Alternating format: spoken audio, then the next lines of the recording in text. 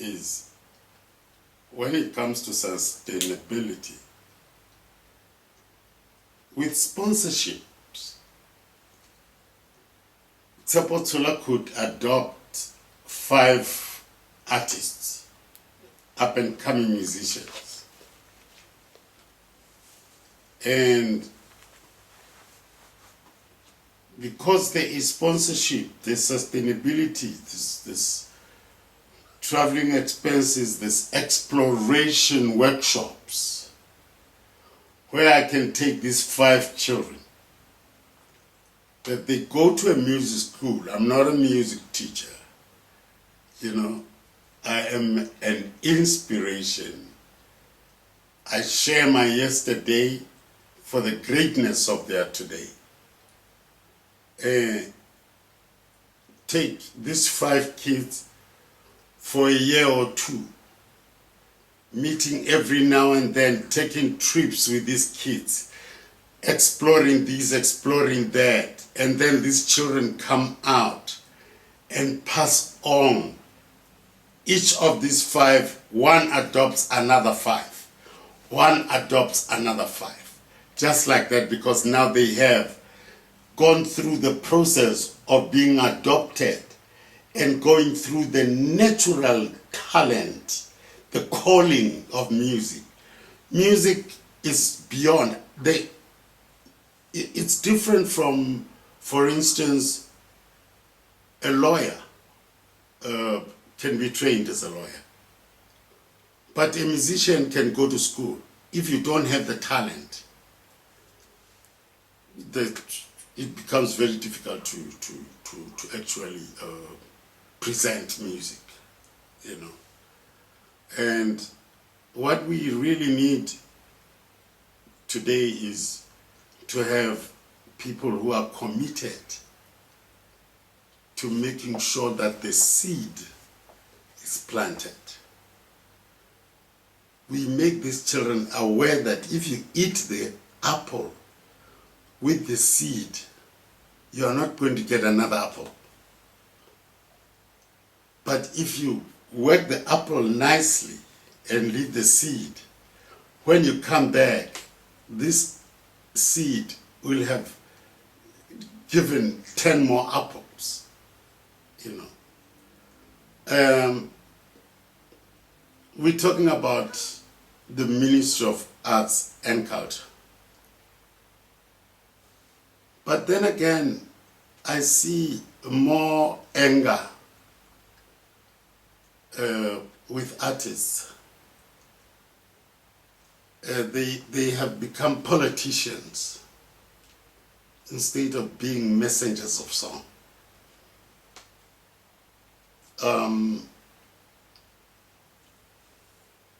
In one of the discussions we had, I have never been given any sponsorship whatsoever in 47 years. I've never been given money to say, Tsepo, take this money, go and develop music. No, I haven't.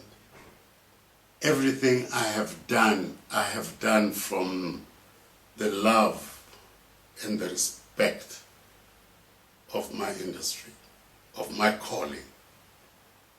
I inspire young people here and there. But I think maybe with sponsorship, I can go further. I never grew up in the fashion of big money. No, I don't know big money. I still live from hand to mouth. You know, most of the cars that I thought was a good car for me have been repossessed because, you know, it's too expensive for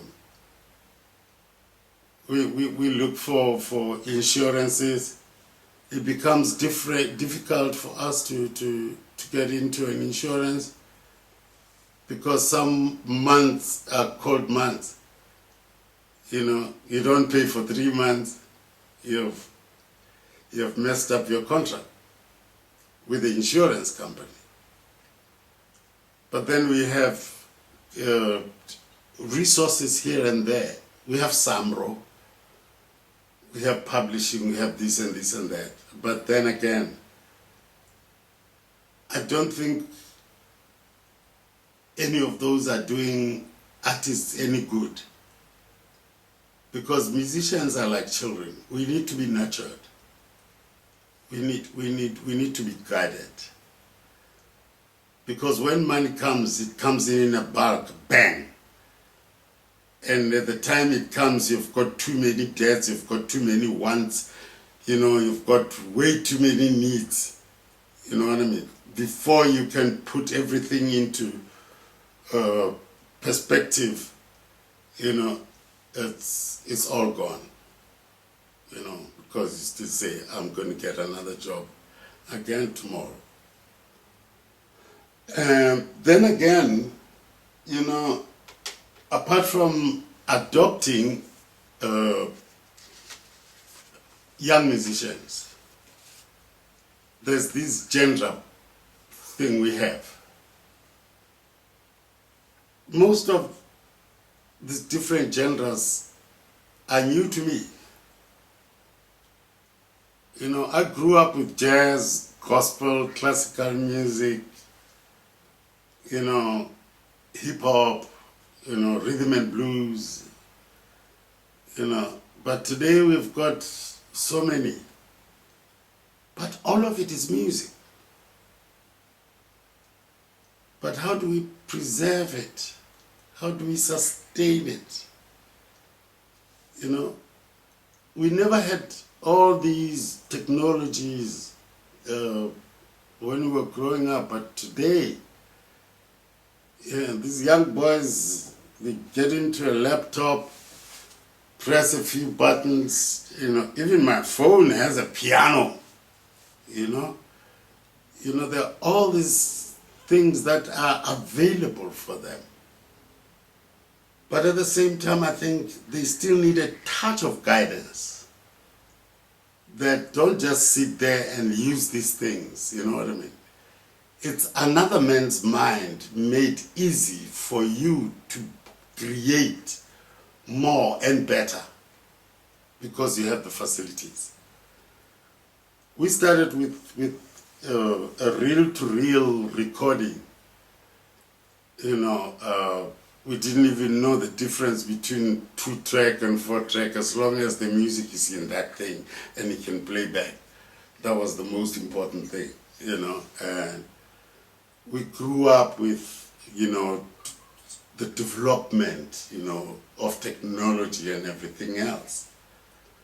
And today, I really believe that we need to have young people that can protect music with today's technology. Where we don't use technology to make music for us, we use technology to make good music with the technology. And dancing is okay, But if music is just going to be everybody's going to do that, you know what I mean? You are lucky, it's like playing lotto. You are lucky if yours can be recognized quicker, you know what I mean? And some suffer, or it comes out with one song and that's it, So it's very important to actually create preservation, I met a guy in Lesotho a few months back. This guy has been there for quite some time from the States. Alex is his name, with conservation music. I joined conservation music because conservation music is about recognizing legendary music, new music, future music. And music has been in between a whole lot of, I would say, problems, political problems, or political rallies. Music is everywhere. When you're born, people sing. When you die, people sing. When you get married, people sing. You know, I wonder what church would be like without a song. You know, I wonder what a political party would be like without a song. You know, and all of these songs have got a meaning. I think music must be given I don't know how to explain it, but music must be honored. You know, maybe we should have a music day. You know, where everybody with all different genres can come together and make music. I've collaborated with jazz artists, with kwaito, with rap, with name them. You know, more than 45 collaborations I've done in South Africa. From the Huma Sikela, Brenda Fassie, Annelien Malebo,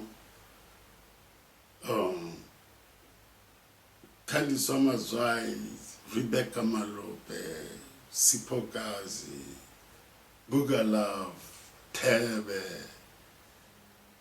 you know, and I love doing that for one simple reason, that it makes me understand my role in the industry. There must be something special about my voice that is wanted by other musicians. Then these alone should make me find the answer why I'm wanted in every album of every artist in South Africa. It means then that must bring a symposium or a movement, you know, of conservation music, you know, a movement that teaches and plants more seeds. We spoke about where I come from. My mom and dad got married on stage. I'm a product of those two people who were both singers. After that, they had a group of 4 couples. They called themselves Lesotho Vertical 8. I remember some of the songs my mom taught me. And from there it was church, being a son of a preacher man. And from church was at school, where I had to be a music conductor because there was no music conductor at school. I did not even know nothing about this. I had to ask elders to come and help me out. All I had was the voice, the passion, you know, and the vision, you know, and it worked. And now I have 47 years. I'm still standing and counting. And I like to believe it's because of the love, the passion, and the acknowledgement of the calling, and the respect of my job. And the people that listen to me are now guiding me. I go on that stage, when people go shout and some cry, that humbles me. That tells me that I have to take care of this for all these people that love so much. And that's where discipline comes in. You know, that is where we have to preserve, you know, these talents. You know, I came to Cape Town this year with young singers, young musicians from Lesotho, doing the Sankomoto tribute. It was amazing. I still have to go and look at it. It was amazing. You know, I was working day in, day out just to get these people to understand how to go about a song. You know, and I like to believe it came out right. I don't know what you can say, you know, but I think it came out right. You know, this is what we need to be doing. You know, there has to be a conservation center of music where we can go and throw in the history of music. You know what I mean? We don't have a music museum of South Africa or this of Africa. You know what I mean? You know, we have giants like Brenda Fassie, Lebo Matoza, you know, Jabu Kanyile, all those people, their music. We need a museum of that. We need somebody that is responsible for all of that, because some of the music that comes from the heart, no school can understand it. I like to believe that music school was created because of the discipline of music that just comes from a natural talent. You know, you listen to Katamia, you listen to all of these people, Mino Sesotho, Tswana, you know what I mean, Swati. Listen to Boloja, you know, doing his songs, you know. Listen to the Banjo Museli in Botswana, John Silolwane, you know. It's just amazing music that needs conservation. And talking about sponsorship, I never had any sponsorship, but I think this time we need sponsorship so that we can preserve music, leave the seed with the young ones. You know what I mean? And so that music doesn't just go, you know. Listen to Nkosi Sikelele that was written by Sontonga a long time ago. It still hits your heart. If it was not preserved, there are more songs like that. It's just that this one was more hitting because it was more political, it was in the revolution. There are more songs that can heal hearts of people, that can create better mindset for people, you know. And preservation of music, I think, is what is really needed in this day and age before we get lost, you know. Because music is so easy. You can do anything with music. You can insult people with music. You can build people with music. You can do anything with music. It needs that preservation. You know, let's. That's why I joined Alex with conservation music. You know what I mean? And I think we still need to be more concerned and more involved. If you want to know about my dream, what I would like to see happen, I want to see 20,000 drummers on a mountain with the history of drums, which was the communication of different African countries. It was the communication. You know, a certain kind of drum was like, hey, the chief wants to talk to you. The other one is, hey, my daughter is getting married. Different kind of messages. Well, the world still needs to see African drummers on one mountain at the same time. That is the music that will hit African hearts. Maybe that is the day drums can change the mindset of African people and unite them. And maybe go back instead of doing a WhatsApp. Hit your drum and you know that that drum says, I'm sorry. That drum says, please listen to him. That drum says, no, teach that child, you know. And we need more workshops.